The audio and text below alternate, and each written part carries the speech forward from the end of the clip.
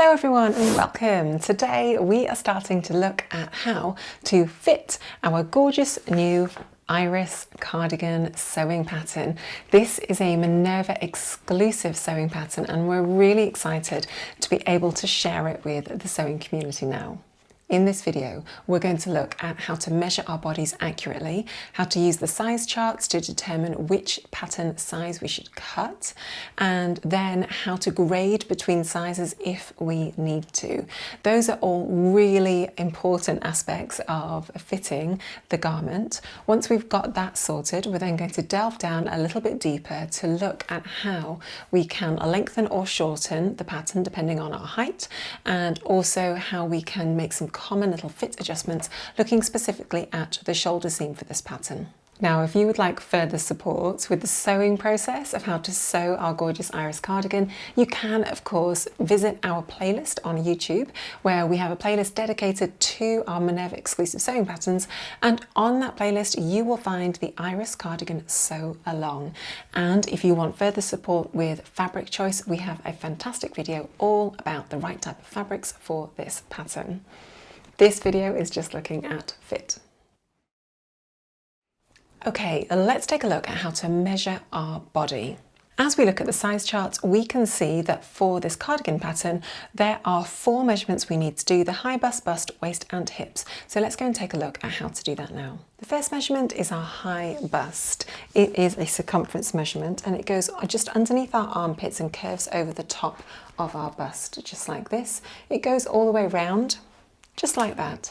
Once you've got that in the right place, pop 2 fingers in between the tape measure and your body, breathe in and out again, and just make sure you can run those 2 fingers between the tape measure and your body. Our next measurement is our full bust measurement, or bust measurement. This one goes round the full width of the widest part of your bust, and again should sit in a straight line all the way around your whole body. And again, you should be able to fit 2 fingers between the tape measure and your body. Breathe in and out again and take that reading.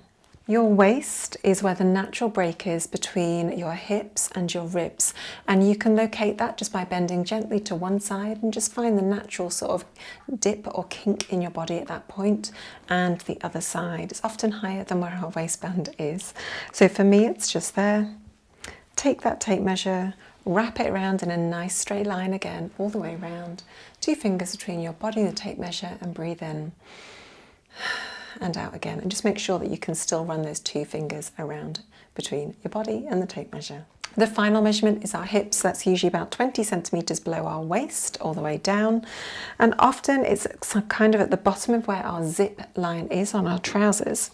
So it's basically the widest part from our waist down to our toes. So for everyone it'll be in a slightly different place. Just make sure that you can run the tape measure up and down the body, and that when you reach the tightest point you can run 2 fingers again between the tape measure and your body. As we take a look at fit, let's start off by looking at the booklet itself. So on page 6 down here, we've got some great general fitting tips and also a fitting guide over here in terms of how the garment's supposed to fit in relation to the body. So as you can see here, let's just take a little look at this, and you can see there is a lot of ease. It's a very relaxed fit. If you look at the shape of the body, there's a lot of space between the waist and the garment, and also there's a lot of ease between the arm and the arm side at this point too. It's a nice wide dropped armhole, which obviously gives more room for the fuller cup sizes to get across your bust in that location. It is a very boxy, free-flowing fit, and the side slits down here also give you loads of movement to be able to walk around in the garment really comfortably. So in terms of fit, it's a very nice, easy fit. It's designed to be a very unrestricted fit. The one thing that's worth paying attention to in terms of our size chart is to actually look at the bust size. So here on page 6, it talks about understanding your bust cup size. So in sewing patterns, the bust cup is actually the difference between your high bust and your full bust. Now, if that difference is around 5 centimeters, you want to be cutting the B pattern cup size. If it's around 10 centimeters difference between high bust and full bust, you want to be cutting the D pattern cup size. Now, as we turn over to the sizing and fabric chart size, you can see that the smaller sizes, the misses size, A to J, is a cup B size. That's the difference between the two.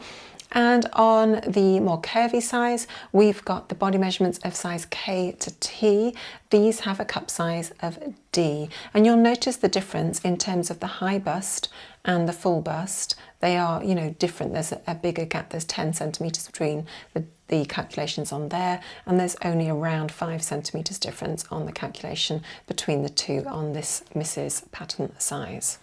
So first of all, let's take our body measurements and work out which size we need to cut. So I'm just going to work with these body measurements as a nice little example.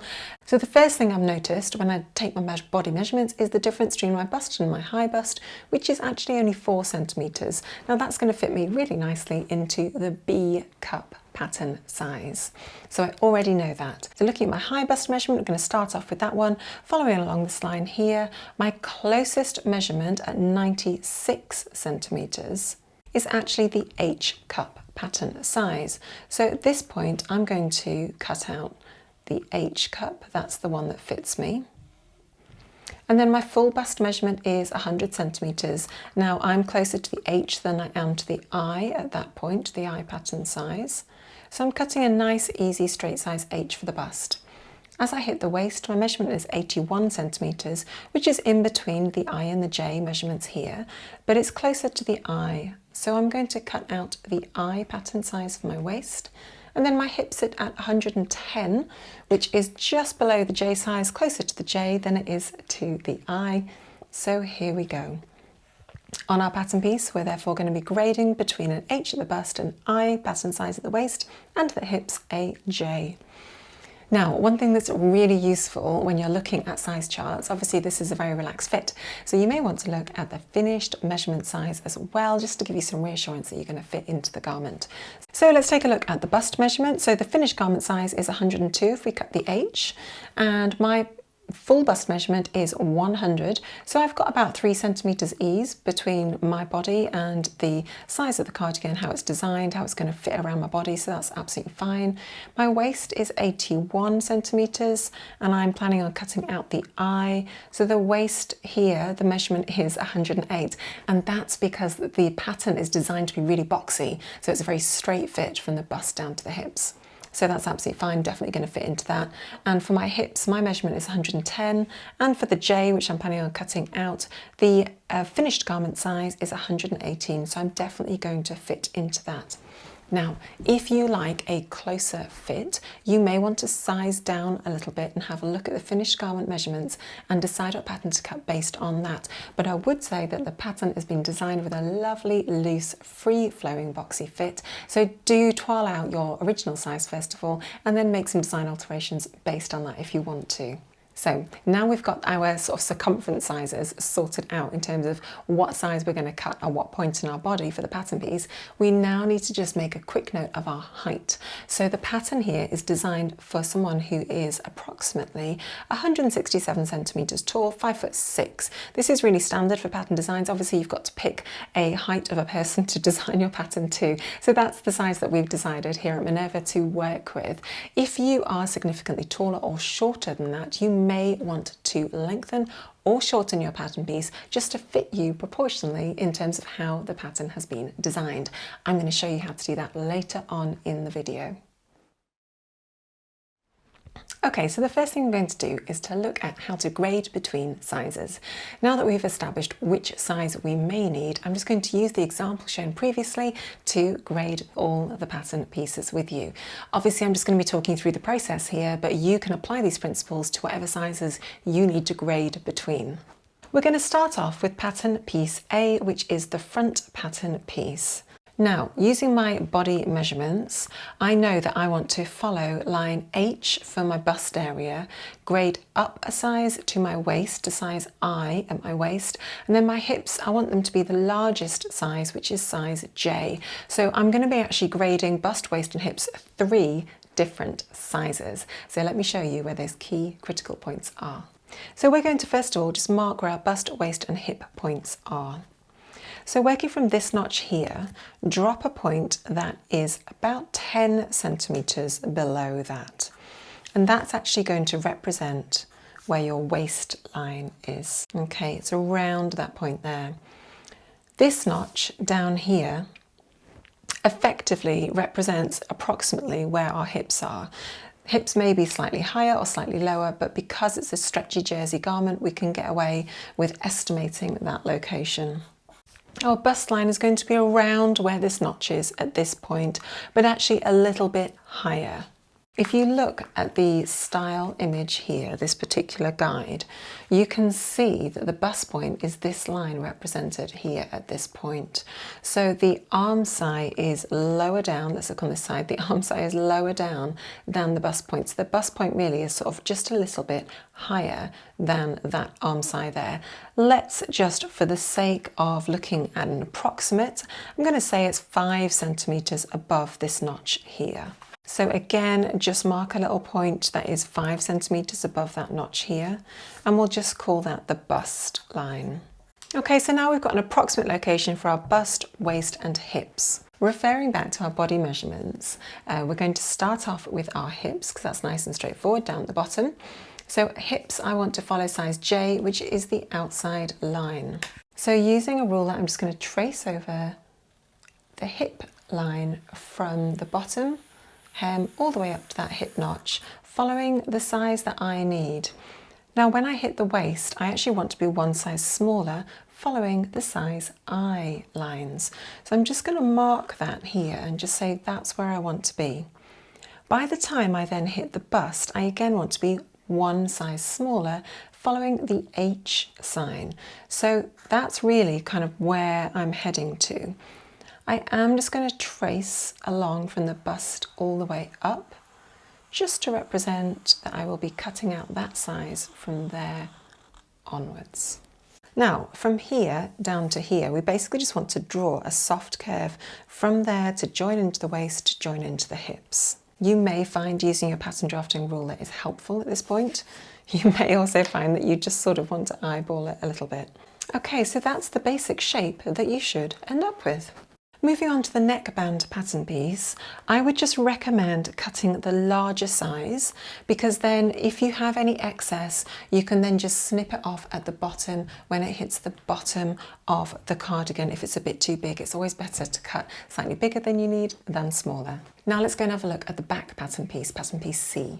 So here is back pattern piece C, and to start off with, I'm literally just going to lay down my front pattern piece where I annotated where the hips are and just mark a little reference point there for hips, mark the reference point here for the waist, and mark the reference point here for bust, because we know that the hemline is going to line up, so those points are all in relation to the hemline.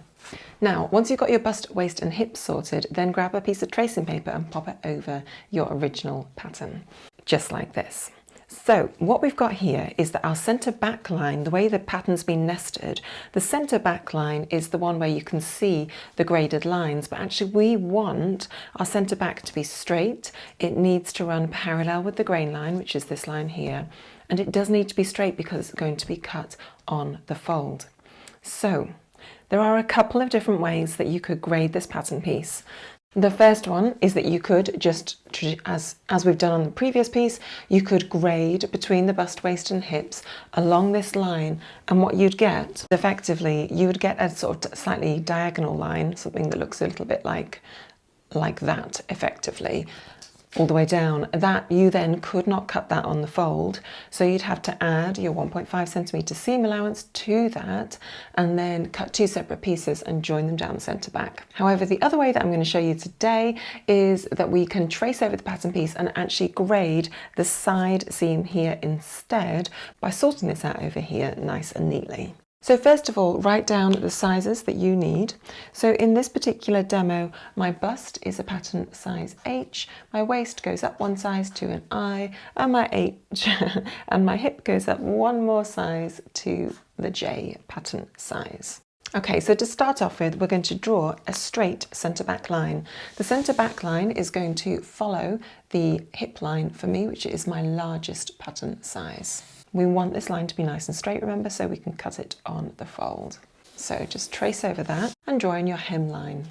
Now at this point, I would then continue to draw and trace over the side seam that follows the hip pattern size. Add in that little notch there, and then also just add in that little line there, which is that little kink at that point. At this point, I'm going to pick up my tracing paper and move it down one size. So rather than the centre back line following size J, I'm going to move it now, the whole pattern piece, so that it follows size I, which is my waist size. Okay, just like that. You can see then that the hemline has remained the same, but that our centre back line has moved in one size to accommodate our waist size. You'll notice over here that it looks like it's sort of been graded now along the side seam, doesn't it? So what's important here is very literally just to draw in at the waistline what's going on here, so what this needs to be. So for me, it's something like that. I'm just going to draft that in at this stage, and we'll come back and finish that off in a few minutes. The final one we're going to do is shift the paper down one more time. So at this point, from here upwards, we are going to follow a pattern size H. Now, pattern size H is the third one in. So just trace around your neck, your shoulder, and that lovely sleeve. Now at this point, I am just going to follow my bust size around that arm side, around that arm curve at that point, because I need that to match up really nicely with the front pattern piece. I don't want to be changing the proportions of that little bit there. Now we're going to come back and look at the waist scenario. So basically I want a line that joins this to that point. This is kind of showing me a bit of a guide, but it's not an exact science. So really it's going to be something like this to create the curve that we need and the grade that we need at that point. Okay, so then once you've done that, you've basically got your pattern piece, and I would just recommend adding all the extra little bits that you need, such as the grain line and an annotation to say place on fold. And just make sure that you also annotate what this is. Okay, and there we have it, our beautifully graded pattern pieces. I hope you found that really helpful. We're now going to move on and just look at how to lengthen or shorten your pattern piece depending on the changes that you require for your height difference. Okay, so the pattern here is designed for someone who's 5'6". If you're taller than 5'6" or shorter than 5'6", you are going to want to lengthen or shorten your pattern pieces to ensure that the pattern stays proportional to your body height.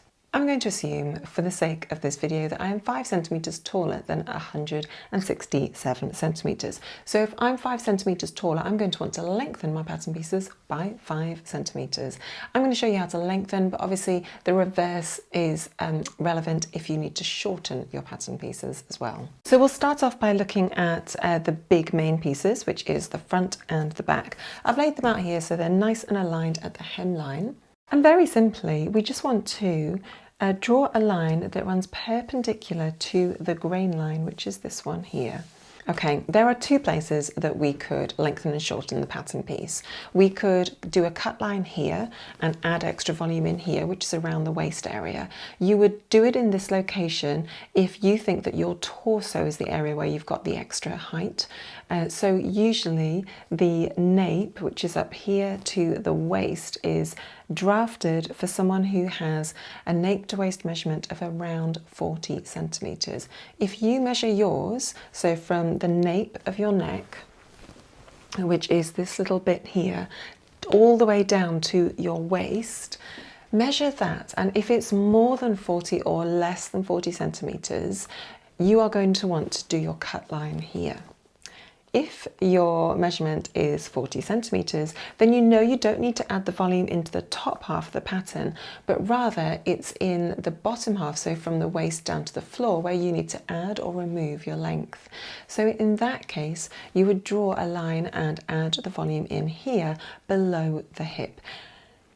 Now, in terms of the pattern pieces, this one is pretty straightforward. It's basically just a rectangle down here, so really easy to draw a cut line and just extend.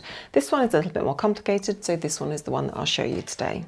Start off by drawing a line that is perpendicular to the grain line at around where the waist location is.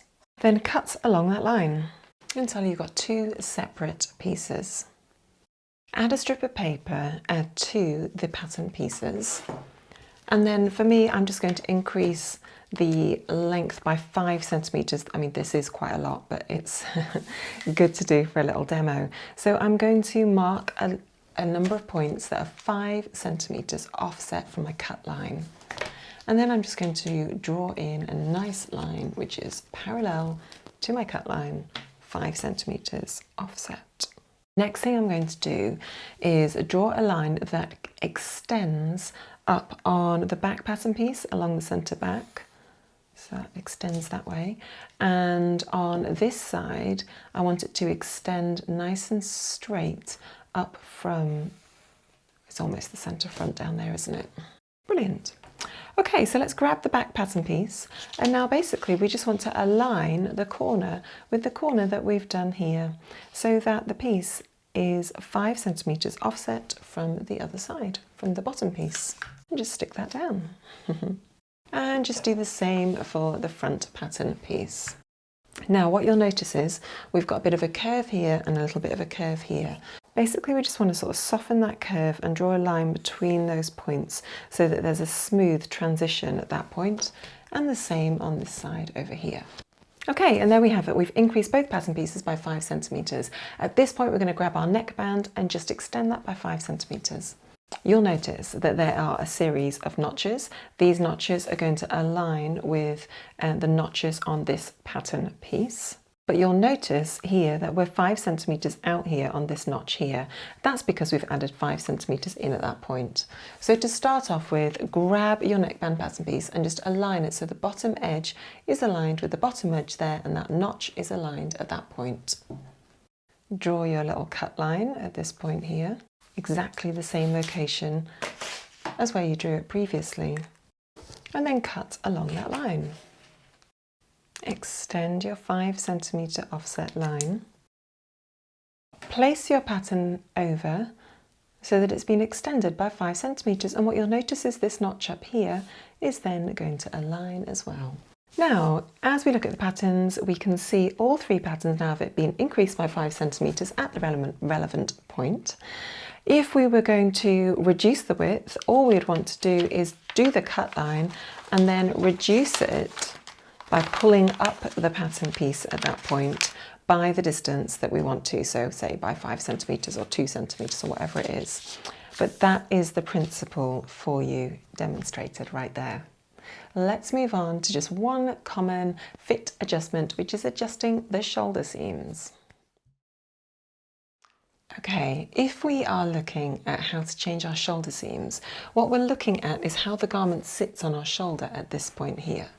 So, if you look at this top that I'm wearing, you can see that the shoulder seam goes towards the back. It's not sitting at the sort of center line of the curve of my shoulder.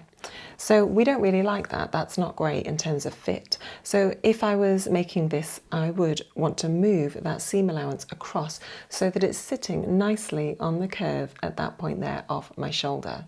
And then I would draw a line from that point to the center of my neck at that point where I feel like it's going to sit nice and neatly. I'm going to show you how to rotate that seam forward as I've shown here on the pattern piece, but you may find when you draft up this particular pattern that your seam line actually sits forward and you need to push it back, and this demo will show you effectively how to do that, but you'd be doing it in reverse if you were doing it that way. So for the purpose of this demo, I'm going to assume that we want to move our shoulder seam 2 centimeters along the shoulder at that point. So it's 2 centimeters offset from the location I want it to be. So I'll show you how to do that now. We'll start off with the front pattern piece, which is this one here. Now, as you'll see, the pattern piece, the front pattern piece, if you look at the fit guide here, you can see that the actual shoulder point on the pattern piece is about halfway along this seam here. That's how it's sort of been drafted. So we're going to use that as a guide for estimating where we think our shoulder point is going to be, and that's the break of our body to our arm. So first of all, measure the length of the top of the shoulder and mark the halfway point with a little notch. So that's about 14 on this particular scenario. Now that's the point which relates to this point here on our body. So at that point, we want to be moving the seam forward 2 centimetres. So mark a point that's 2 centimetres offset from there, which is that point there. And now what we're going to do is we're going to draw a line straight from the neck point there and send it down so that it extends to the shoulder at that point there where we want it, and then continues to extend on along to the edge of the sleeve. So we're now going to cut that out. And what we want to do is we want to remove that away for now. So our seam line has now been moved forward on the pattern piece. We've got less fabric on the front now, but we don't want to change the overall proportion of how the whole garment's sitting over us. The fabric amount was fine, we just wanted to move that little seam line across a little bit. So now we're going to grab our back pattern piece. Okay, so front and back pattern pieces are here, and this is the shoulder seam for the back. Now, as mentioned, all we really want to do is to move the seam line. We don't want to change the amount of fabric. If we take this out now, we'd be losing a circumference around the sleeve, and we'd also be losing circumference over the top of the shoulder, which we don't want. So we're literally going to take this section that we've cut off and add it onto the back, nice and simply. Just like that. Now you may at this point just need to sort of true it up a bit, which means that you might just want to snip off some of the exaggerated ends, or just soften this curve over here a little bit so that it matches up really nicely. And guys, that's it. That's how you just shift that shoulder seam nice and simply to make sure it's sitting really beautifully on your shoulder. So we don't need to make any changes to the neckband because we've not actually changed the circumference of the neck or the length or anything else. So we are good to go without making our gorgeous little Iris cardigan. That's been really fun to talk you through how to make those changes and how to fit your beautiful Iris cardigan. I do hope you have loads of fun with that. We've got some fantastic pattern hacks that you can have a look at once you feel comfortable with making this version, and that will just allow you to explore the pattern and be as creative as you like with it. So I've been Izzy at Minerva. Thank you for joining me today. I'll see you next time.